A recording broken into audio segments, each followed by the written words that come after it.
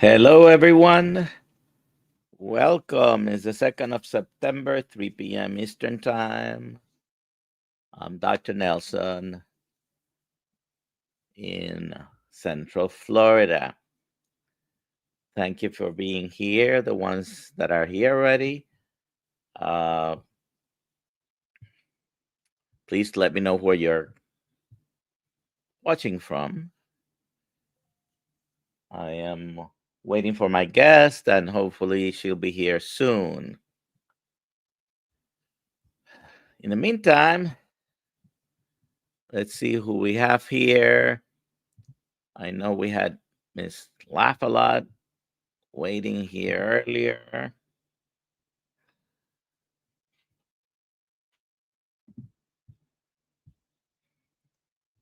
Let me know where you're watching from. And in the meantime, we might discuss a little topic related to hi Cheryl.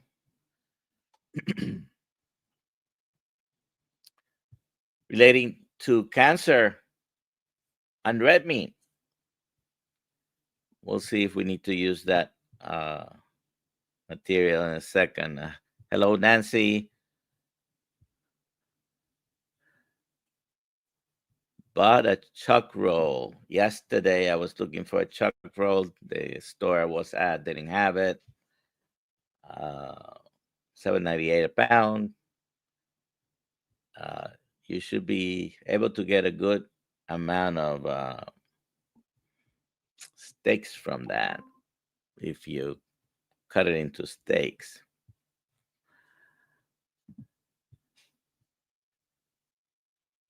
Hello, Nina from Arizona.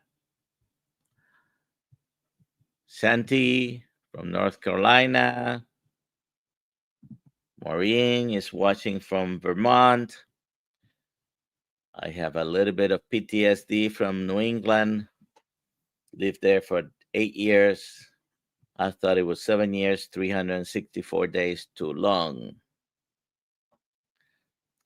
Love my New England friends, but I don't think I'm going to be moving back to Massachusetts anytime soon. Uh, Cookie from Maryland. Booby Goats. Always chuckle when I see that name. How are you doing? Uh,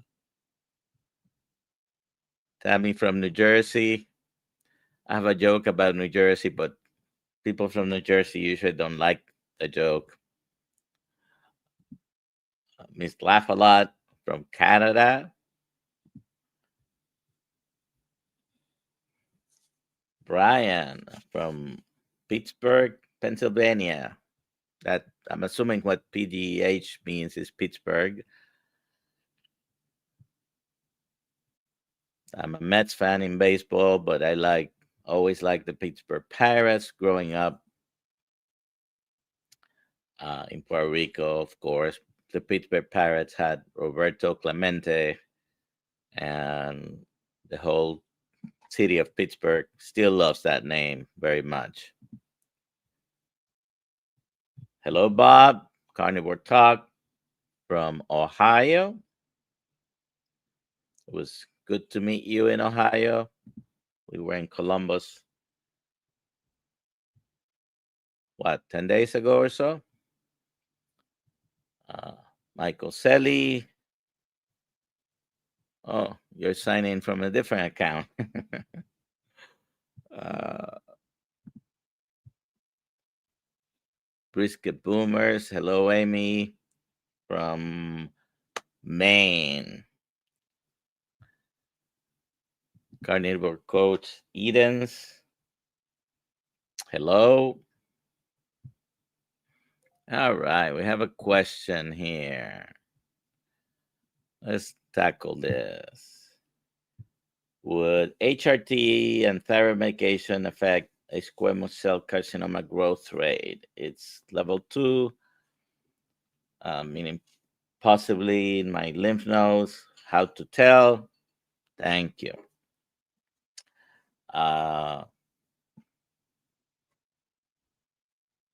Very specific question. I do not know the exact answer to that right now.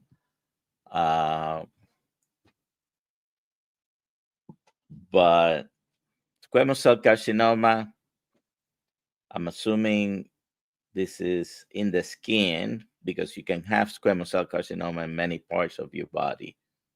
So if this is a skin cancer, the treatment is getting rid of the lesion. And of course, if there's any suspicion of metastasis to lymph nodes, it needs to be checked. I am not sure if either, I'm pretty sure thyroid medications wouldn't have an effect. I don't think HRT would either. But to tell you the truth, I would have to do a little bit of research on that.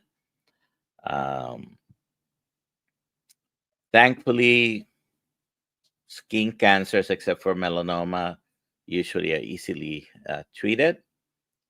And the most benign, if you could call it that, would be the basal cell carcinoma, which usually doesn't spread unless you let it grow for too long and it gets really too big. I have seen it spread. It's possible, but it was someone who left it unchecked for several years. When he came to me, it was a very large lesion already.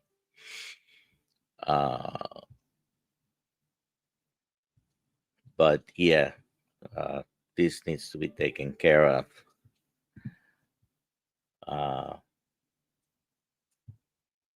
Brian, I guess you're talking about the Pittsburgh thing. Thank you. Haven't been in Pittsburgh yet. I've never been in Pittsburgh. Hope to go one day. Probably go and watch a Pirates game. United Carnivore. Okay, so you're trying to trick me. Hello, Rick from Florida. Rick, tell you what, my guest today has not shown up. If you want to jump in, I can send you the link.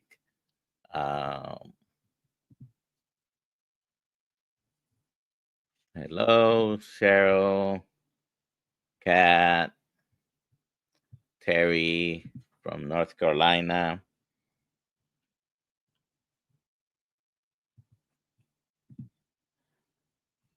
I don't know. I hope she gets here.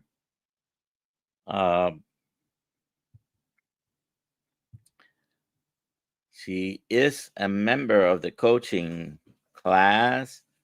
I met her in Boston, as a matter of fact, in the Boston meetup. We were actually sitting next to each other eating after the Boston meetup, when we went to the Brazilian steakhouse.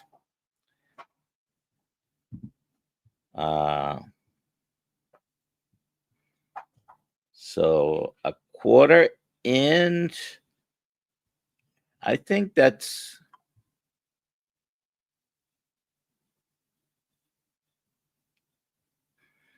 as far as size is concerned, it's not big. That is a good thing, because the larger they are, the more chances that it has metastasized. So hopefully they just remove that and that's it. But if there's any suspicion of lymph node involvement, yes, it needs to be checked. Usually If it's just in the skin and it hasn't metastasized,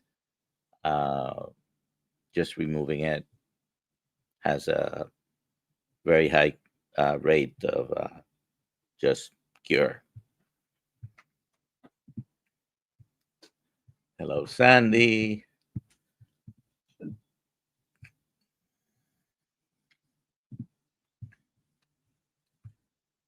All right. Let's see here. Why, after 5 months of strict car war, am I getting flatulence again? And also burping it all went away and was fine. I have not changed anything, otherwise feeling great. Jeffrey, I obviously don't have a lot of information I would like to have, like if you're taking any medications that may be uh, causing this, even over the counter medications. And when we change our diet, things do not always remain steady for the rest of your life. You may have episodes of, in fact, you know, producing more gas. When we eat meat, it gets fermented, just like vegetables do, not to the same rate and the same amount and in the same way. So gas can be produced when that's happening.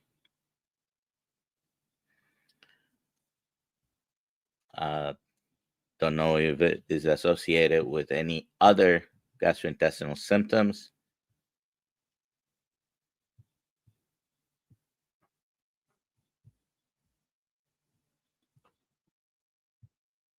Just be consistent.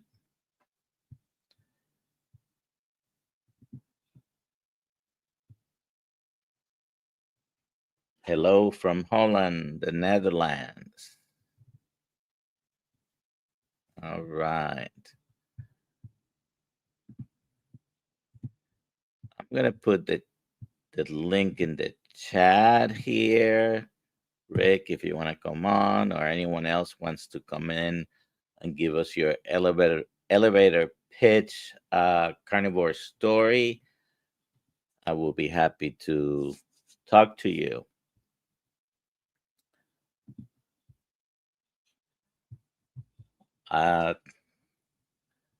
Yeah, you know, that C word can make us very, very anxious.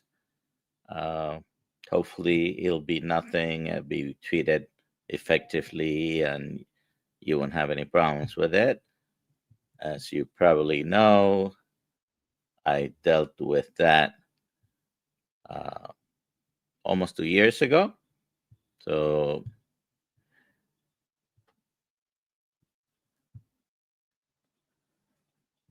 okay. I have a couple of people here. Here's Rick, Charger Moper. How Yep. are you doing today? Pretty good. I'm home today trying to get some of the things done around the house. And there's more work here than there is on the jobs that I do. All right. Aaliyah, you went away, but I was about to bring you up, okay? Come back.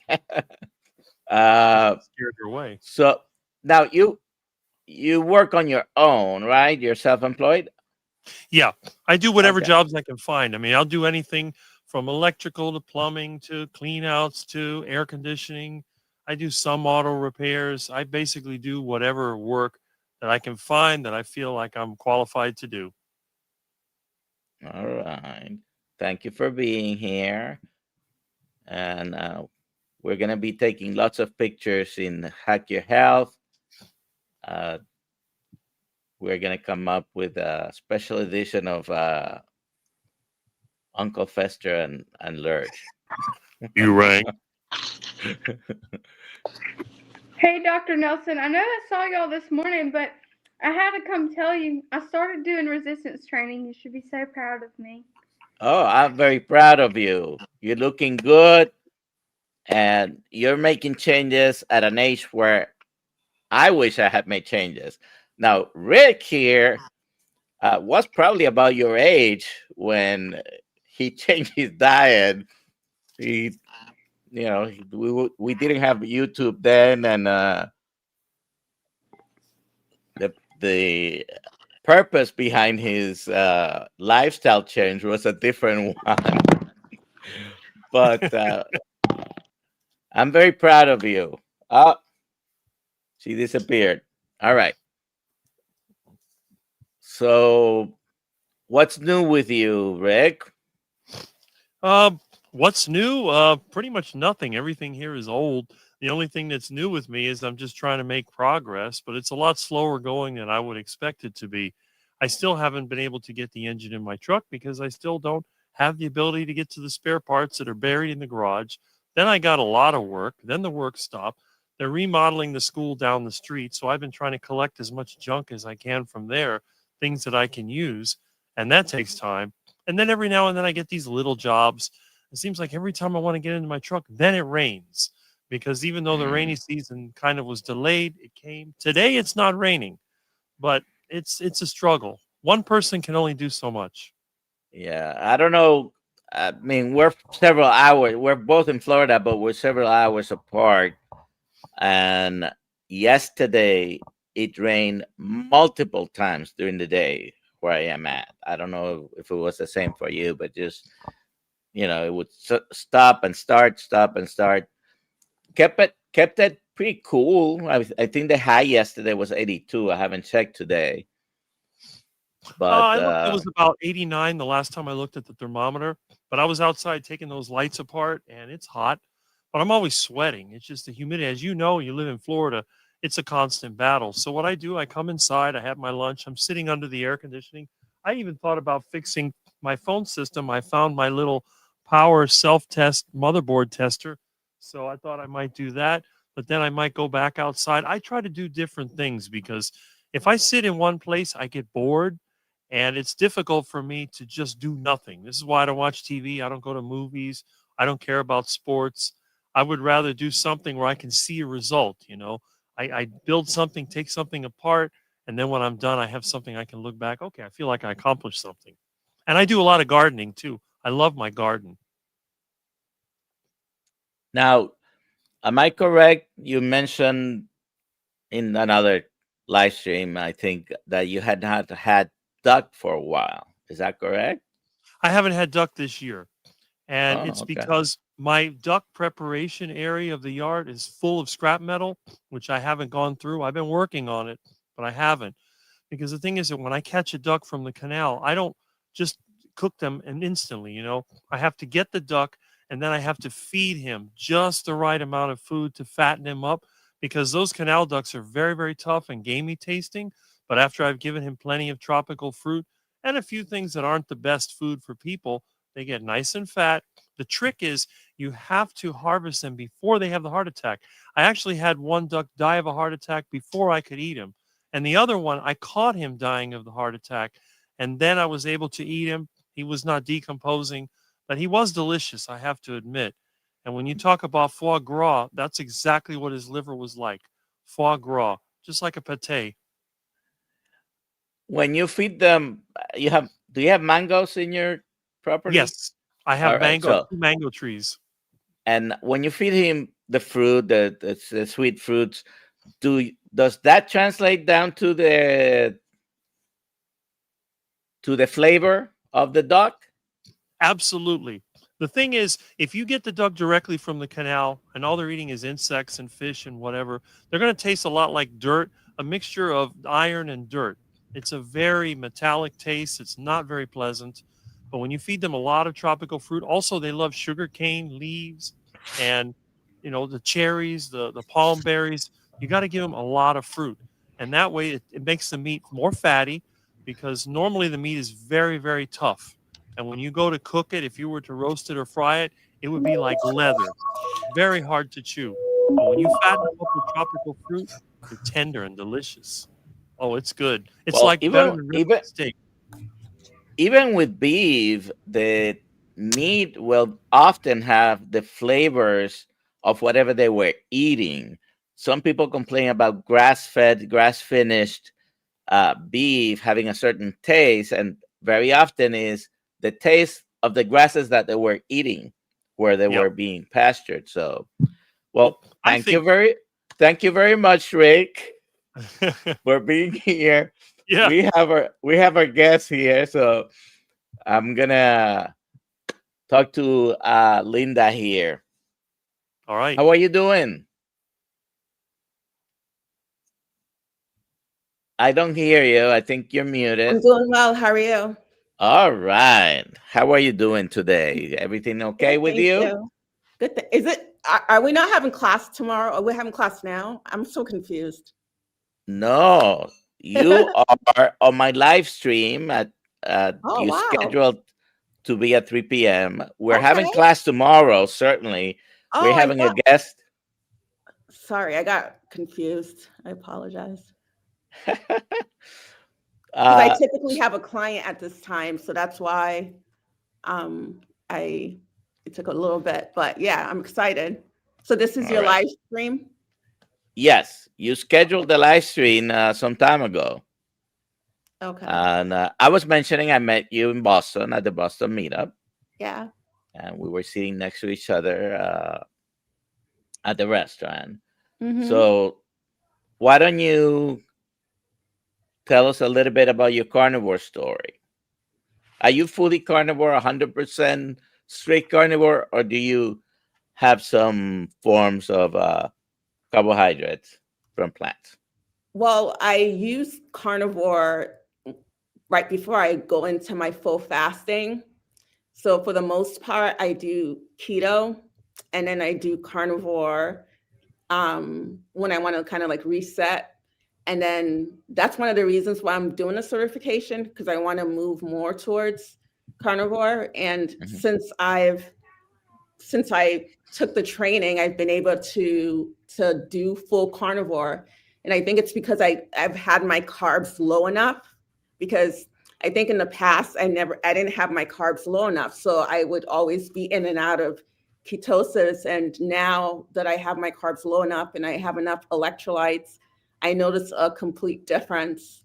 So to answer your question, I do carnivore. I want to do it more, but I typically do it. I try to fast maybe once a month or once every couple of months. And I usually use it like the few days prior to going into a non-feasting fast, or maybe just a water fast or something.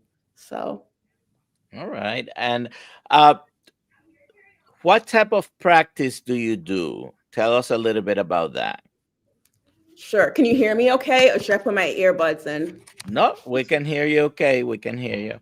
Sure. I'm a personal trainer. I've been that for over 20 years. And also I do functional health. So I do like the lab testing so I can get to root cause and really come up with customized programs for clients. Obviously, I'm not a doctor, but I help with helping people advocate for themselves. And I liaise with doctor. There's some concierge doctors near me where I'm located in Needham, Mass, that I liaise with. And I'm also certified as a health and wellness coach. So that's over 10 years with well coaches. So I have experience facilitating people in behavioral change and habit formation. And I feel like this is the missing piece, because I do work with a lot of clients with autoimmune conditions, and I do recommend, especially like UC and colitis, I do recommend carnivore for those clients. So I wanted to become more knowledgeable about it, because I really want to use it for myself, but I also want to use it for my clients. And it seems like anything I do for myself benefits my clients or vice versa. So. And do you have any personal health story you can relate to us about what benefits you have found with carnivore or eating Yeah. very low carb? Well, I've done the carnivore in the past. I don't do it like regularly, as I said, but I have had benefits, because the primary reason I did it was for mental health benefits. Because I just from the past of having like a lot of depression and and realizing that I'm very sensitive to glucose and sugar, and wanting to have control of my mood and do what I can to participate in that. And then even doing genetic testing to see that there's some dysregulation around dopamine. So with all of that, yeah, I've had a lot of success. That's the primary reason why I adhere to that eating plan, because prior to trying carnivore, I was taking like benzos, and I was able to get off benzos by doing carnivore. I was able to, like, I was so shocked by not having withdrawal symptoms, because I've tried to get off them in the past, and I wasn't on like a huge dose, like a half. But the thing is, when you've taken something for a period of time, your body just gets so used to it. But I was so shocked by being in ketosis of not having withdrawal symptoms. It's shocking. It's shocking. Like, it's so, because I've tried it before, and if you go down like even because I've not done more than like 0.5, and I'm concerned about taking benzos because of the health implications, the brain health implications. But yeah, when I was in ketosis, I was able to get off it so easily. It was shocking. I was able to sleep. I didn't have like, because I've tried to get off it in the past, when I wasn't on a very low carb diet or carnivore diet, and it's brutal. And I wasn't successful. So I was only successful when I did it when I was on very low carb. Every time I speak to anyone about anxiety, depression, definitely I reference the books, Brain Energy by Dr. Christopher Palmer, and Change Your Diet, Change Your Mind by Dr. Georgia Eads. And I always remember, I've mentioned it already before, but I used to be because of a medical interest, in a Facebook group that was for anxiety, depression, and bipolar illness. And someone, one of the moderators, realized I was a doctor, so they put me as one of the moderators. And I started to, trying to help people in these groups, self-help from one to another, not as a doctor necessarily, but started to talk a little bit about lowering carbohydrates and suggesting the books. They banned me from the group. Oh, wow. People are very resistant sometimes, and I've had the experience also. Remember a particular patient, I think this was last year, and multiple mental health problems and other metabolic dysfunctions. I'm not going to give you a detailed rundown, but a lot of problems. So we talked about a low carbohydrate diet and several things. She actually left upset to the point that the next visit she didn't want to see me. She wanted to see someone else. But like a month later, she comes back and specifically asks about me, and specifically wants to talk to me about what we had talked before. So she had been thinking about it. And so in that office visit, then I went again over the information, and she was much more receptive. I didn't see her again because I was just doing a temporary work at that office. But some people don't believe it, and you're surprised because it has helped a lot of people. It's not only with anxiety, depression, or any other mental health illness, any brain disorder, any metabolic dysfunction. They certainly incredulous when you suggest to them that maybe eliminating most or all the carbohydrates is gonna help. Rick, do you suffer from anxiety? Almost never. Only once in a while, if I have to push my van when it breaks down, or if the roof is leaking, I have to deal with that, but it's a temporary thing. I don't worry about much. That's called life. Yeah. And we certainly don't have, modern stresses are different than, historically, hundreds of years ago, stresses that you could have with the way you lived. And if we talk about thousands of years ago, you were running away from wild animals. We don't have that kind of stress. Well, most of us, most of the time, but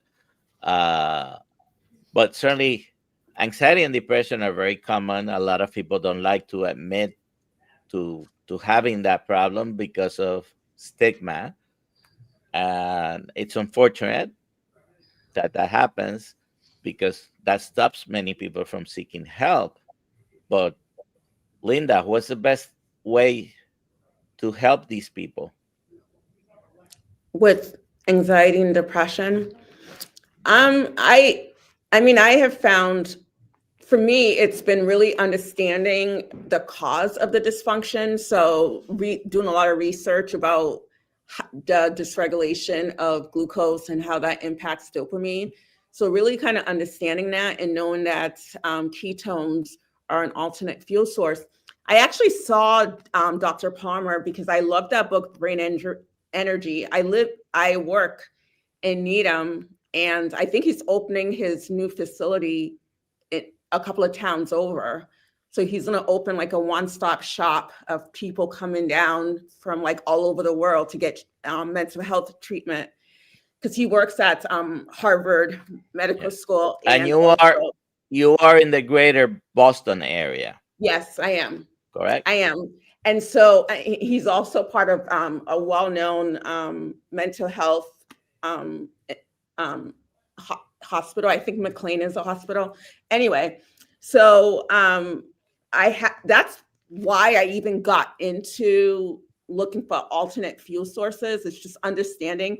I've always known that there was something up with me when it comes to sugar. And I think most people would know if they have some type of like addictive type personality, or if they're really, really like sensitive to sugar. I think that that's a red flag, because that tells you that there's something going on. There's some type of dysregulation going on. And that was my clue, because like I always tell people, because I've been putting people on sugar detoxes for over 10 years. And I always tell people that sugar is a drug, and so I think just becoming more knowledgeable about the system and how it works, and having compassion for yourself, that, that this is a dysregulation, and yes, it pertains to your brain, but there are other areas of people's lives that they need help. And so this is your area, and all you can do is focus on what you can control. And so to me, I find that it's empowering, because I feel more grounded when I eat the way I eat. And and I have more clarity, I have more energy.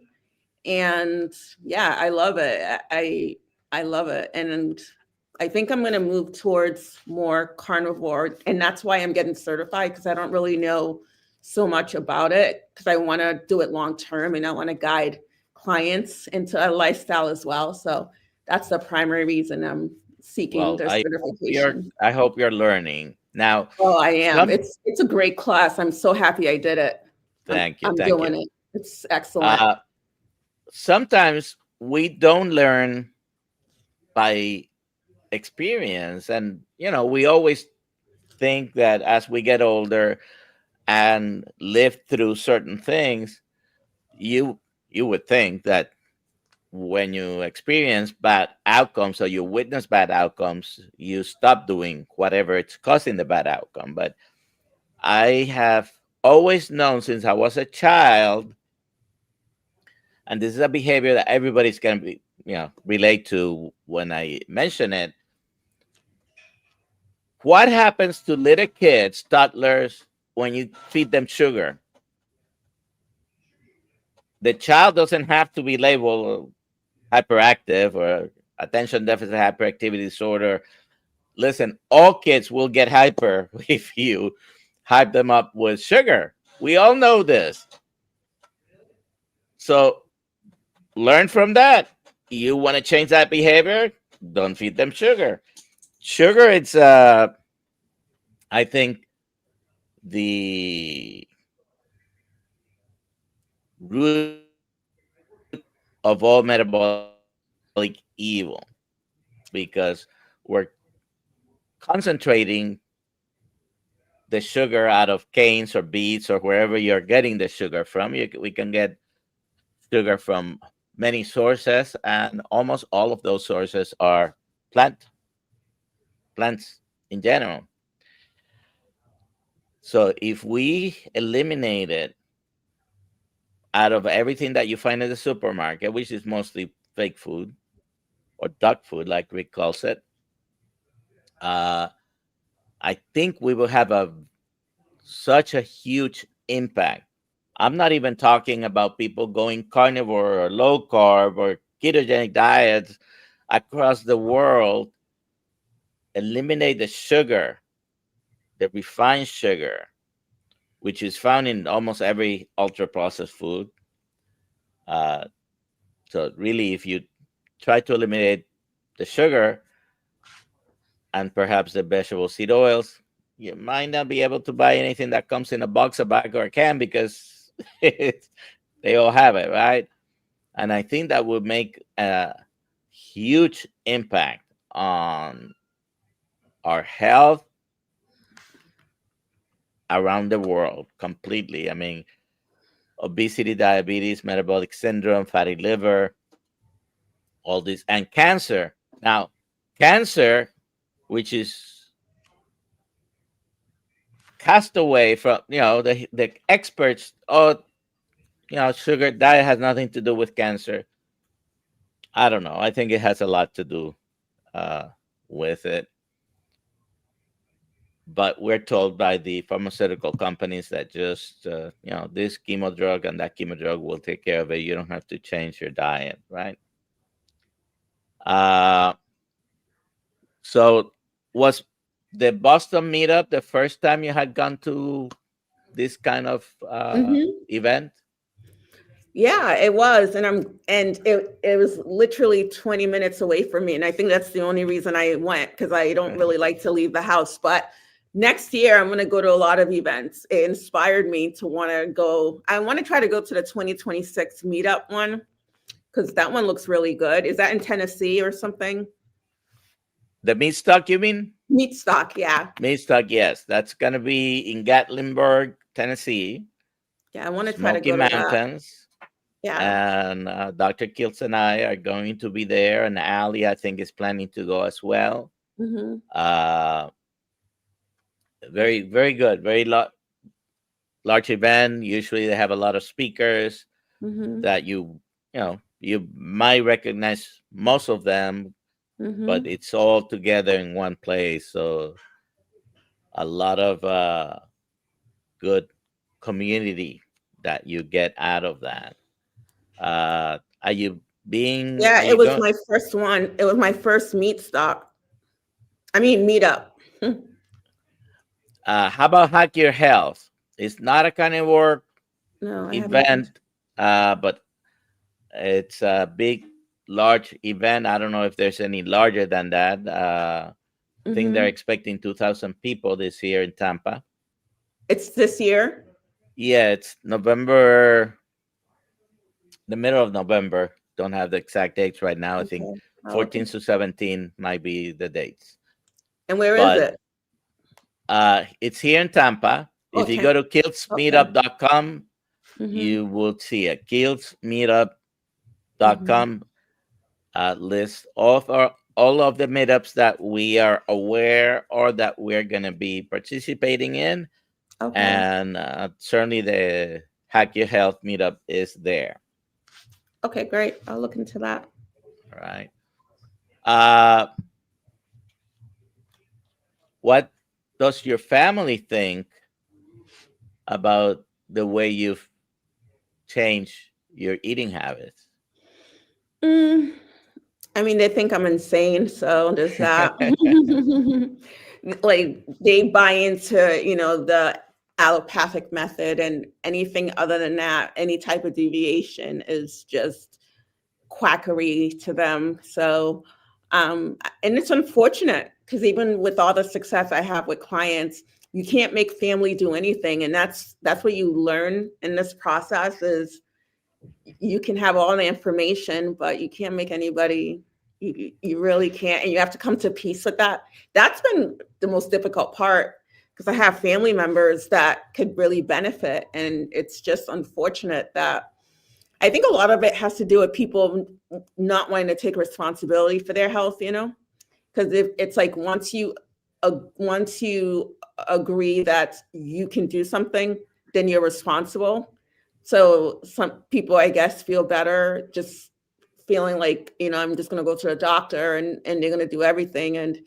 And yeah, some people don't, you know, and I have, yeah. So it's unfortunate.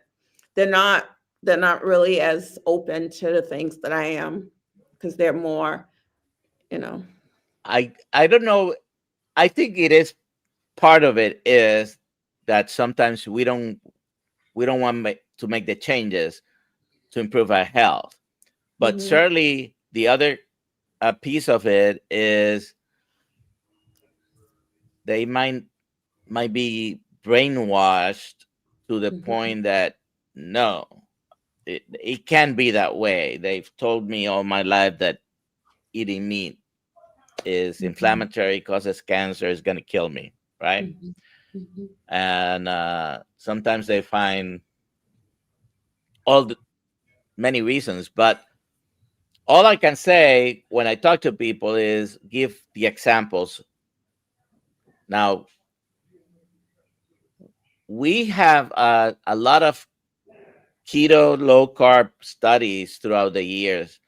It's not that we don't have studies on the extreme restriction of carbohydrate, carnivore diet.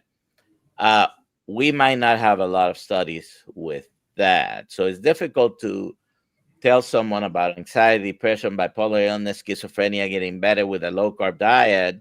And there is enough information out there, the books that we mentioned, for example, but people don't have that knowledge. And when you talk to them, they don't believe you. That's the first reaction I find, even if me being a doctor, which is supposed to give me some credibility, they don't believe me. And does my family think I'm crazy as well? Yeah, some of them do.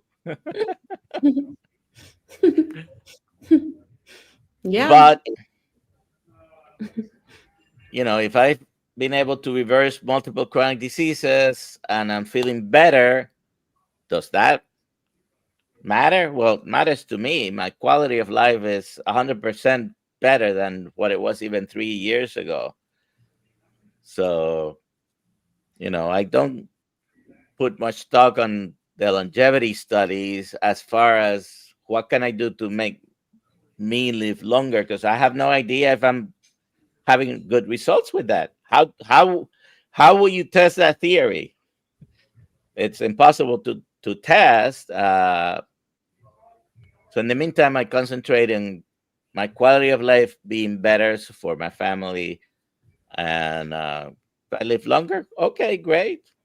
You know, I know I'm gonna die at some point within the next 100 years.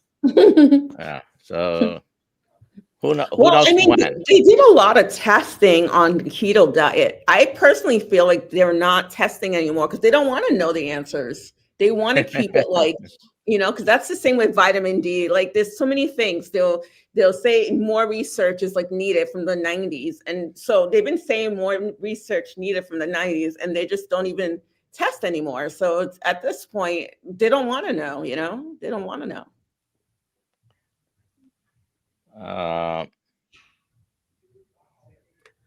So tell me about when you grew up. What were you eating at the moment? Oh yeah, I ate a lot of sugar. My mom did try to have like vegetables and stuff, but I was definitely really sugar. It's not like I ate a lot, but I was very sensitive to sugar, and I just loved sugar.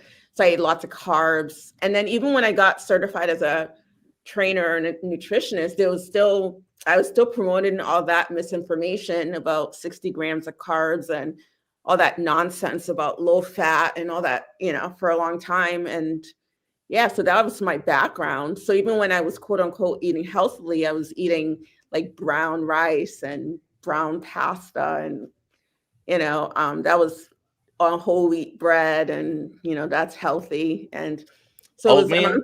whole wheat bread, like so that's the healthy bread because it's whole wheat. But in 2012, that was when I shifted. I had a friend who was in functional health, and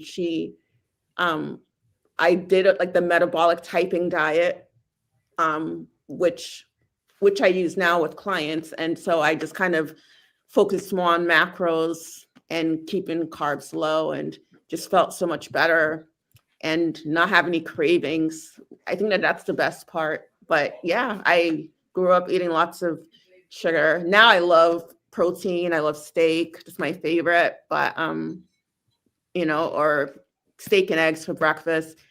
But before it'd be pancakes and just lots of sugar. But yeah, I don't miss it though. I don't miss it at all. Lorraine says, my family think I'm crazy too, but recently the only one of my 5 kids has changed her children's diet. They may have any issues. The kids hate veggies. Most kids, by and large, they don't like veggies, but love meat and cheese and eggs. Sugar cereals out. Even cereals that don't have any sugar added, they are totally converting into glucose, because before you absorb anything that's starchy or any complex carbohydrates, they need to be digested into the simplest building block, which is glucose, right? And so it's all sugar. I was asking you if you had oatmeal for breakfast, before you. I did. Yeah. I did oatmeal, and then I would have buckwheat. But I have a lot of sensitivities to food, and I have a lot of pollen sensitivity. I think that that's one of the benefits too of doing the carnivore, is I noticed that I'm a lot less reactive to pollen, cross-contaminated foods, because you avoid it when you're on carnivore. So I noticed that my seasonal allergies, are not as bad. And so even eating oatmeal and buckwheat, my allergies would be, so I avoid that too. And it helps with the seasonal allergies for sure. Yeah, seasonal allergies, another thing that for me used to be a lot worse, especially in the spring. And couple of years I haven't gone through the same severity. Now it took a little while to get there.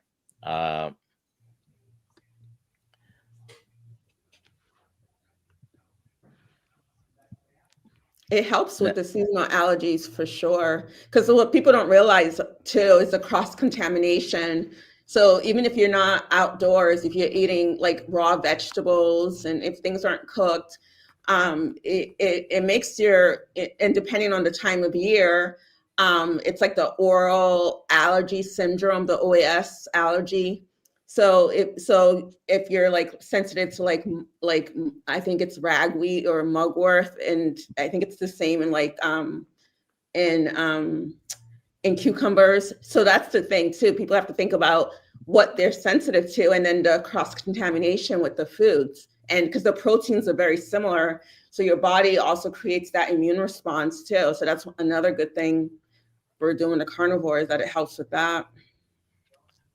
Tim says, not a question, but just came home from 18-day camping trip down East Canada. Carnivore BBBE made it very easy. Mhm.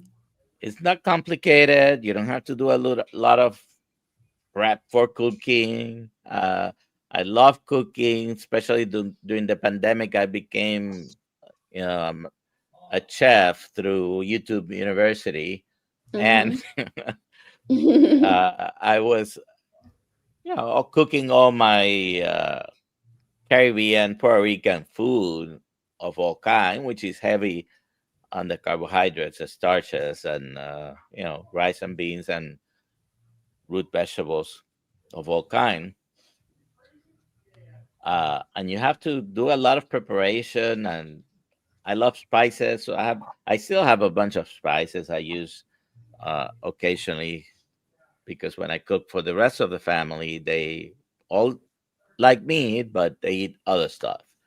Uh, but I mostly only cook meat, so usually that's what's available for them. Then when I eat something else, they can fend for themselves. I do don't you have smoke do you eat any cheese, or are you just eating just meat at this time? too much Too much meat? cheese. Okay. I love Mhm. cheese, and hey, it's carnivore. That's my Mhm. excuse. Mhm. Linda, when if someone, first of all, do you have a YouTube channel? I do have a YouTube channel. My app, I should have wrote it in, but I didn't. It's I Am Well Taken Care Of. That's my app. You can find me on Instagram. You can find me on Facebook. You can find me on YouTube. So you'll see content related to nutrition, but I work a lot with women who are in perimenopause, menopause, who are dealing with hormonal issues and who have weight loss goals. So I help people with that in person in Needham and virtually as well. So it's at Okay. I Am Well Taken Care Of. All right. So, do you see people outside Massachusetts as well? I do. Okay. And I can also do the functional testing outside of Massachusetts as well.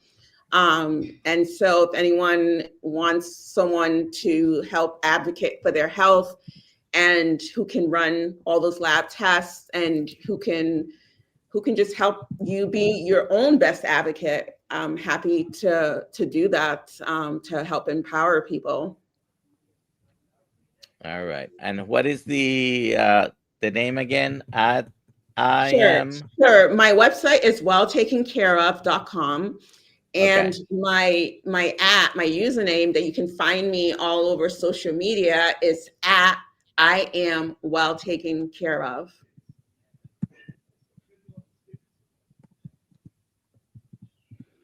All right. I'm looking for. Okay. Let me put in the chat the website though. What is the website again? Sure, it's welltakencareof.com. Well,